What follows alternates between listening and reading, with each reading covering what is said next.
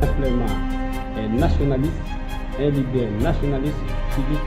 Et je vous ai félicité pour le calme qui a été le vôtre par rapport au camp sortant et même... Il y a eu une première alternance pacifique et la République démocratique dans le club des pays véritablement démocratiques. Et les statistiques de la FAO et de l'Institut français d'études agronomiques renseignent que, exploités comme en Belgique ou en Afrique du Sud, nous pouvons nourrir 2 milliards d'individus. Mais comment nous n'arrivons pas à manger, nous sommes 60 000. Comment voir faire du moment où je fais le sport?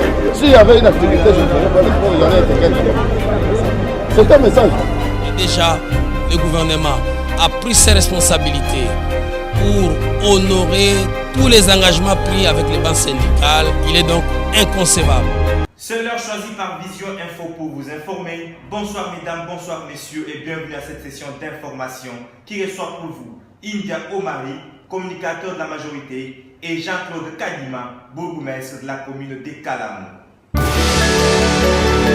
République démocratique du Congo a perdu l'un des grands hommes de son histoire politique. Yerodia Aboudoulaye Ndombassi, c'est de lui qu'il s'agit, n'est plus.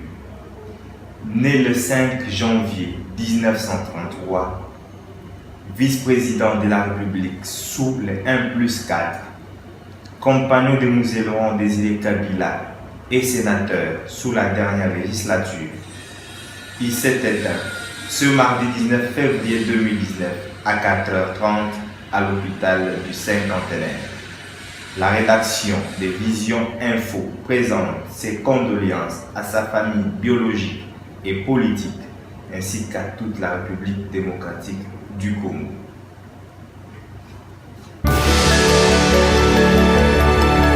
Le bureau provisoire de l'Assemblée nationale porte à la connaissance des honorables députés que le délai de 8 jours prévu pour opter entre le mandat de député national et celui incompatible avec le mandat expire ce jeudi 21 février 2019 inclus. Pour ce faire, il est demandé à tout intéressé de faire diligence afin d'opter dans les délais, faute de quoi l'intéressé sera réputé avoir renoncé à son mandat de député national. Il convient de souligner par ailleurs que l'option constitutionnelle requise en cas de mandat incompatible avec celui de député national est prévue par l'article 108 de la Constitution. Cette situation qui s'analyse au moment de l'entrée en fonction du député n'est pas à confondre avec la suspension du mandat prévue par l'article 110 qui, elle, ne peut se concevoir qu'une fois les députés ayant dûment été validés et ne se trouvant dans aucune situation d'incompatibilité se verra ultérieurement confier une fonction incompatible avec l'exercice de son mandat parlementaire. Ce qui, en l'occurrence, n'est pas le cas prévu aujourd'hui en matière d'options régies par l'article 108 de la Constitution. Il serait donc erroné et prématuré de pouvoir à ce jour solliciter une suspension de mandat pour l'exercice d'une fonction incompatible, au risque d'être réputé avoir renoncé à ses fonctions de député national. Pour que nul n'en prétexte l'ignorance, le présent communiqué a été publié pour servir et valoir ce qu'est des droits.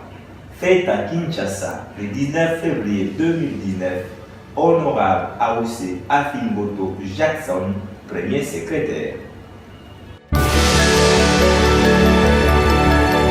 Il était 12 h dimanche 17 février 2019, quand le président de la République honoraire, Joseph Kabila Kabange, est arrivé au volant de sa voiture à la résidence du chef de l'État Félix Antoine Tshisekedi Tshilombo. C'est le président de la République en personne qui l'a accueilli par des accolades fraternelles. Les deux personnalités ont passé près de 4 heures d'échange en toute convivialité. Cette rencontre entre le président de la République et son prédécesseur vient concrétiser la promesse que les deux personnalités avaient faite le 25 janvier 2019 lors de la cérémonie des remises reprises, celle de se consulter régulièrement. Félix Antoine Tshisekedi Tshilombo et Joseph Kabila Kabange ont d'abord échangé en tête-à-tête avant d'élargir la rencontre avec le collaborateur du chef de l'État, dont le conseiller spécial en matière de sécurité, François Béa. Aucune déclaration n'a été faite à l'issue de cette visite, mais les deux personnalités ont promis de se rencontrer chaque fois que le besoin s'exprimera. Très détendu dans son nouveau statut, le président de la République honoraire, Joseph Kabila Kabange, a repris les volants de sa voiture pour les chemins de retour.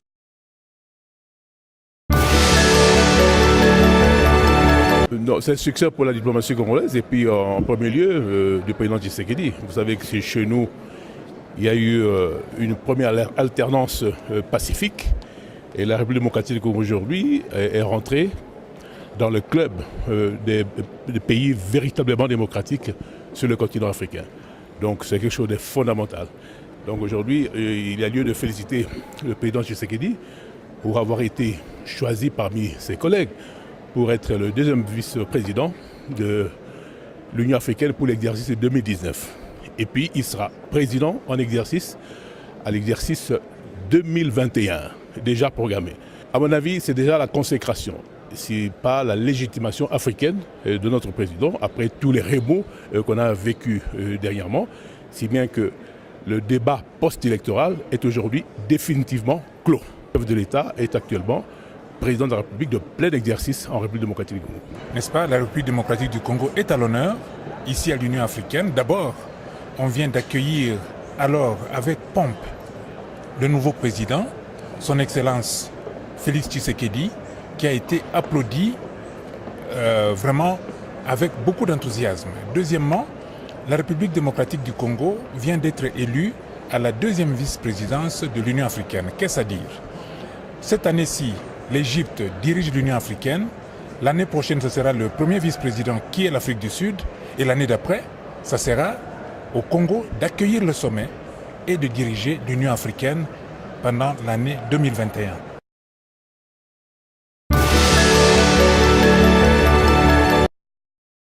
Bonsoir. Bonsoir, JGM. Je l'ai dit, je ne sais pas comment je vais vous présenter, parce que avant-hier, vous avez occupé des fonctions. Hier, vous étiez porte-parole du candidat FCC et aussi communicateur de la majorité présidentielle. Mais aujourd'hui, comment vous vous présentez? Puisque la majorité n'est plus au pouvoir, c'est maintenant cache avec Félix Antoine Tshisekedi. Le FCC, votre famille politique, on parle de la cohabitation, mais présentement, comment se présente India au Mali? Bon, je suis un acteur politique. Je crois que non, il faut, outre les activités d'un développeur, d'un penseur, d'un dramaturge, d'un humoriste, je suis un ancien responsable à la direction générale de l'Institut congolais pour la conservation de la nature en ma qualité d'environnementaliste, donc économe. Au même moment, je suis écologiste aussi. J'ai un ancien DGA. Écoutez, un ancien DGA aussi à l'office de gestion du fret multimodal. À n'importe là. Écoutez, ça a permis quand même à India de se faire une fortune, n'est-ce pas? Une fortune dans 6 mois, c'était difficile comme DGA. Par contre, j'ai apporté plus de matériel à l'OGFM et je n'ai rien bénéficié. Personnellement. Mais les agents sont là, ils peuvent le dire. Et moi, je n'ai jamais. D'où viennent ces chèvres automobiles?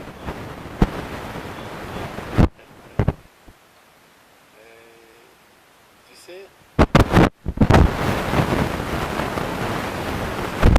mobilier que j'ai laissé pour faire, que tout le monde sait.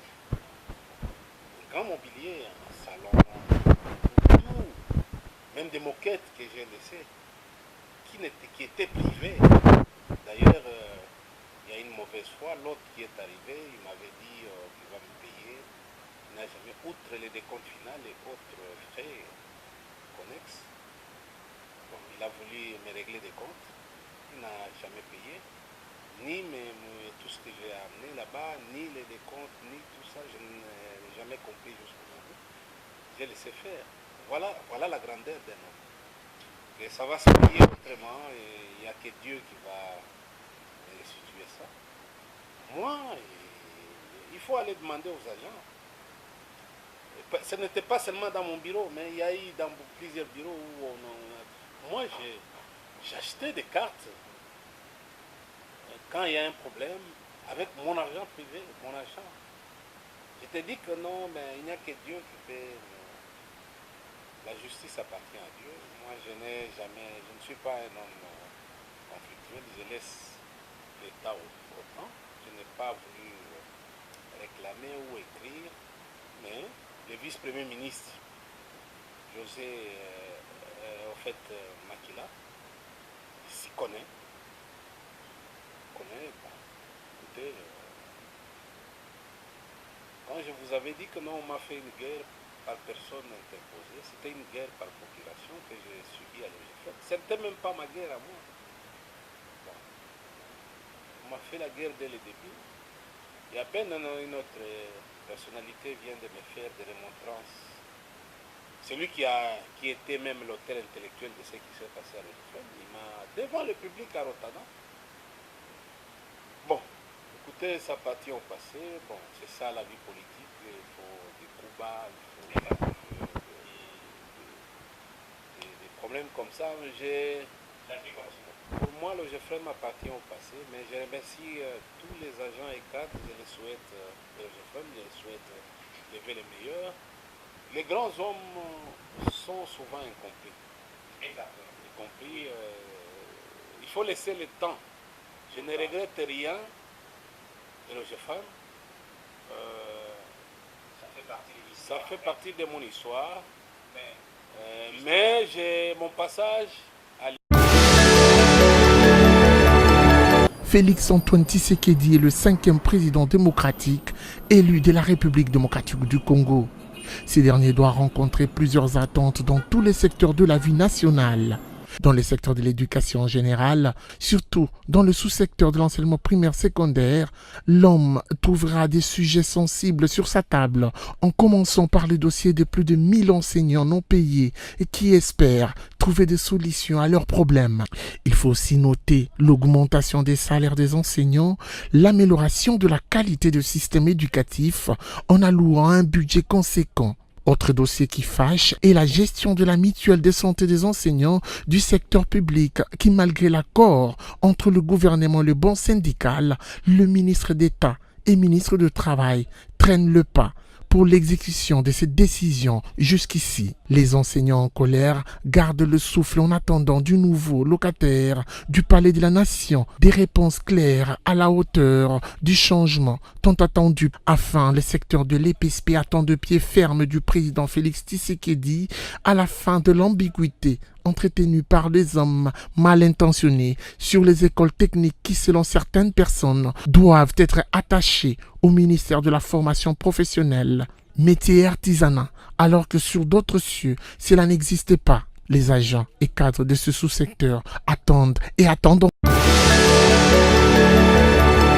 Des personnalités qui ont marqué le secteur de l'éducation au cours de l'année 2018. Nous allons commencer par Gaston Moussemena. À seulement 2 ans, l'homme a su imposer son nom grâce à des réalisations de haute facture, parmi lesquelles on note l'uniformisation de bulletins pour lutter contre la corruption et la fraude, l'appurement de la carence des diplômes de TAP, l'élargissement des provinces éducationnelles pour une gestion des proximités, la libéralisation de la publication des résultats de l'examen de TAP, la mise en œuvre de la réforme de l'éducation de base, la restitution de la MESP aux enseignants, la création d'Educ TV, une chaîne thématique de l'éducation.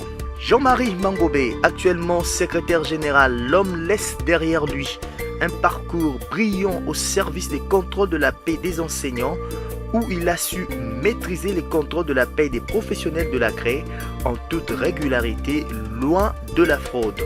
En tant que secrétaire général, il s'est investi en ce quinquennat de la qualité de l'enseignement en mettant en place des stratégies efficaces, mieux une politique qui garantit la formation des qualités pour un enseignement de qualité. Nous allons aussi citer Michel Djamba, à la tête de l'inspection générale depuis plusieurs années. Il traîne derrière lui un parcours important qui justifie la stabilité constatée au sein de l'inspection générale. D'abord, le respect du calendrier scolaire tout le long de l'année 2018, malgré les contraintes, la maîtrise de la publication des résultats de l'examen d'État, la rédaction et la remise des diplômes pour la session 2018 et la réduction des arriérés de la session 2012, 2013 et 2017. En outre, s'ajoute le rajeunissement du corps inspectoral, les formations des inspecteurs organisées à travers la République pour assurer le bon contrôle et garantir la qualité de l'enseignement. L'organisation chaque année de la dictée nationale avec comme innovation les nouvelles technologies de l'information et de la communication, la production d'un document répertoire de tous les inspecteurs de la République, l'amélioration des conditions de travail des inspecteurs de la cellule centrale pour la construction des bureaux. Michel Djamba a également organisé des activités de formation des enseignants dans les centres de ressources à travers les projets. Désormais, grâce à sa technicité, les humanités techniques commerciales font un revirement vers la comptabilité des gestions et secrétariat du système OADA. Nous allons terminer par Nicolas Nyangé, inspecteur principal provincial du Haut-Katanga.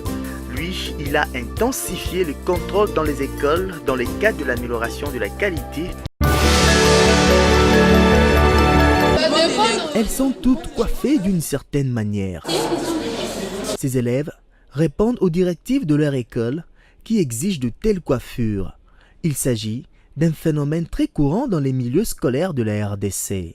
Les écoles qui imposent ce style aux apprenants demeurent strictes au point de priver l'éducation à ceux qui ne le respectent pas en les renvoyant à la maison.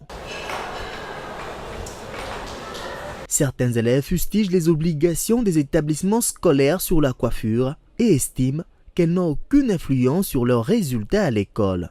La coiffure n'est pas valable pour envoyer un élève à l'école. Parce que la coiffure, un élève peut avoir beaucoup de cheveux, peu de cheveux. L'important, c'est la façon dont il travaille à l'école. S'il a beaucoup de cheveux et qu'il travaille bien à l'école, ce n'est pas pour ses cheveux que vous devez le renvoyer. En rien, la coiffure permet d'augmenter ou bien de baisser le niveau d'un élève à l'école. Donc pour moi, ça n'apporte rien.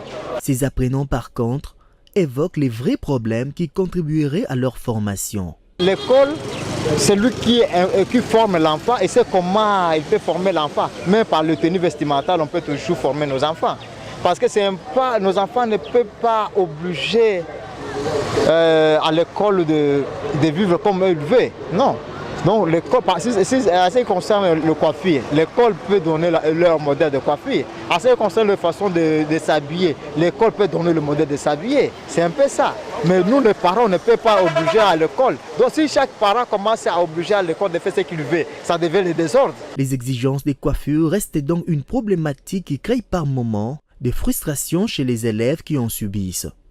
Du côté des parents et enseignants, les avis sont partagés sur la question. Le nombre de cheveux est connu, presque dans toutes les écoles catholiques.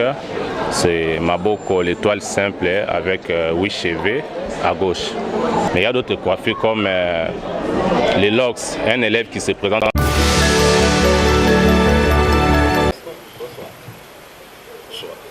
êtes invité de notre maladie de ce soir. D'abord, l'information a circulé dans les réseaux sociaux, dans des médias de la place aussi. Et ce cas qui a été interpellé. puis envoyé à Makala. De quoi était-il question? Et vous avez été libéré de vous. Merci beaucoup, monsieur JJM. Ouais, Jusek Kadima a été invité. J'ai été invité au parquet général de la Gombe. Mais je n'ai jamais été arrêté. Et surtout pas transféré à Makala, comme les autres disent. Non, je suis là. La preuve année, on est ensemble avec vous, chez moi au bureau. Donc je travaille, mais une chose est vraie, j'ai été invité au parquet général de la Gombe. C'était pour aller clôturer un des dossiers que JC avait là-bas. Donc, comme votre collègue a écrit que c'est un dossier d'une Jeep, marque Land Cruiser, dont des Koweït, 3 portières, que JC Kadima m'avait acheté auprès d'un citoyen angolais. J'ai acheté la Jeep en bonne et due forme parce que j'ai avec moi tout ce qui est comme document, c'est-à-dire l'acte de vente ainsi que billette, autrement dit carte rose. Quelque temps après, j'ai été interpellé par la police d'Interpol. D'ailleurs, tout s'est passé en 2017. En décembre 2017, que Jean-Claude Kadima m'avait acheté la Jeep. Et en janvier, l'Interpol m'a saisi officiellement pour me dire que non, la Jeep appartenait à un Pela, le parti au pouvoir Angola. Donc il y a un groupe de gens qui ont volé le véhicule en Angola, dont la Jeep qu'on m'a vendu faisait aussi partie de ces lots-là. L'Interpol avait récupéré la Jeep. Automatiquement, Jean-Claude Kadima avait saisi le parquet général de la République. Comme je ne suis pas justiciable au niveau du parquet général de la République, le parquet général de la République avait transféré les dossiers au parquet général de la Gombe. C'est là où j'ai été invité en 2018, au mois de février. C'était le SPG Sam, c'est une dame qui traitait les dossiers. Elle m'avait invité, je suis allé, je me suis présenté. J'ai été entendu sur PV et en ce moment, il n'y avait pas vraiment de plaignant. Et le parquet m'avait fait gardien de ces jeeps-là au mois de février 2018. Arrivé au mois de mai 2018, j'ai été invité par le commissaire général de la police, le général Amouli. Et on s'est vu avec lui. Il avait instruit un de ses généraux, en l'occurrence le général Aouchanga, le numéro 1 des services spéciaux, pour enquêter sur la Jeep. Et j'étais avec le général, on a parlé, le général avait reçu l'instruction du général d'armée, les conseillers, les chefs de maison militaire, la maison militaire du président Kabila, le général Olenga, de récupérer la Jeep. Chose qui fut faite. J'avais restitué la Jeep au mois de mai de l'année passée aux services spéciaux entre le maître général Aouchanga. Et après, les services spéciaux, on a fait aussi de même en restituant la Jeep à l'Interpol. Et l'Interpol est allé restituer la Jeep au gouvernement angolais via l'ambassade d'Angola en RDC. Vous avez pris votre argent. C'est ça, j'avais aussi demandé mon sort à moi maintenant parce que c'est moi qui avais acheté la Jeep et j'ai dû dépenser beaucoup d'argent, dans les 27 000 et quelques dollars. Et on m'avait rassuré, on m'avait promis, mais nous sommes ici au Congo, Kinshasa. La police congolaise ainsi que les instances judiciaires congolaises ont fait leur travail. Et il revenait ou il revient maintenant à l'Angola aussi de faire de même, d'interpeller les concernés, parce que si vous appelez ces gens-là qui nous ont vendu la Jeep, ils sont là, calmes, libres, en Angola, on parle avec, on les appelle, ne sont jamais été inquiétés, comme nous autres, chez nous au Congo. Alors, C'est ce qui s'est passé. C'était au mois de mai de l'année passée. Et arrivé au mois de février, j'avais reçu l'invitation venant du parquet général. Et le lundi de la semaine passée, comme j'avais aussi une audience à la cour d'appel Bombay, je suis allé répondre à l'invitation, en même temps assister aussi à l'audience.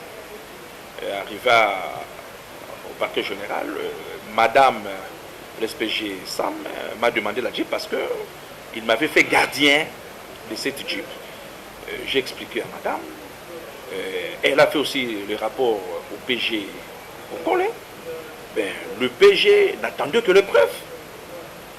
C'est la raison pour laquelle le PV m'avait dit que non, vous restez encore un moment en attendant qu'on nous amène le preuve, comme vous venez de le dire. Et rapidement, le parquet avait fait une réquisition d'informations, demandant qu'on envoie tout ce qui est comme preuve, tout ça. Ce qui justifie réellement que non, le bourgmestre de Kalamou avait restitué la Jeep à la police. Et, immédiatement saisi, la police a fait de même. Il a envoyé tous les dossiers complets, et ainsi que les images. Quand la Jeep a été restituée à l'ambassade d'Angola, immédiatement après, le PG a demandé à ce que je rentre chez moi. Ça fait quelques heures seulement. J'ai été surpris de lire dans des réseaux sociaux que le bourgmestre de Kalamou a été arrêté, transféré à Makala. Eh bien, je ne sais pas de quel Makala, de quelle prison s'agit-il. Donc, ou soit j'étais le seul prisonnier ce jour-là à Makala. Hein? J'étais le seul. J'avais même pas d'autres prisonniers, il n'y avait que moi seul. Et il n'y a que notre ami journaliste là qui m'avait aussi accompagné à Makala. Malheureusement, des images, je ne sais pas, avec la modernisation communicationnelle. Donc, il devait ne fût-ce que prendre les images comme vous le faites maintenant. Donc, je sais qu'Akima est à l'aise chez lui. Je suis vraiment à l'aise, très à l'aise. Je n'ai jamais volé une Jeep.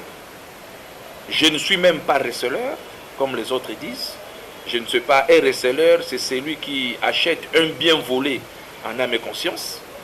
Et moi, je ne savais même pas si ce bien-là a été volé ou pas. Mais j'ai acheté, comme j'ai toujours acheté d'autres véhicules que j'ai. Donc j'ai acheté ma Jeep, j'ai avec moi l'acte de vente, j'ai avec moi la carte rose de la Jeep. Donc j'ai acheté la Jeep. Et quelques temps après, bon, l'Interpol a dit que non, la Jeep a été volée. Donc c'est ça. Simplement un nationaliste, un leader nationaliste civique. Et je vous ai félicité pour le calme qui a été le vôtre par rapport au camp sortant et même... Il y a eu une première alternance pacifique et la République démocratique dans le club des pays véritablement démocratiques. Et les statistiques de la FAO et de l'Institut français d'études agronomiques renseignent que, exploités comme en Belgique ou en Afrique du Sud, nous pouvons nourrir 2 milliards d'individus. Mais comment nous n'arrivons pas à manger, nous sommes 60. Comment voir faire du moment où je fais le sport? S'il y avait une activité, je ne ferais pas le sport, il y en a quelqu'un. C'est un message. Et déjà, le gouvernement a pris ses responsabilités pour honorer tous les engagements pris avec les banques syndicales. Il est donc inconcevable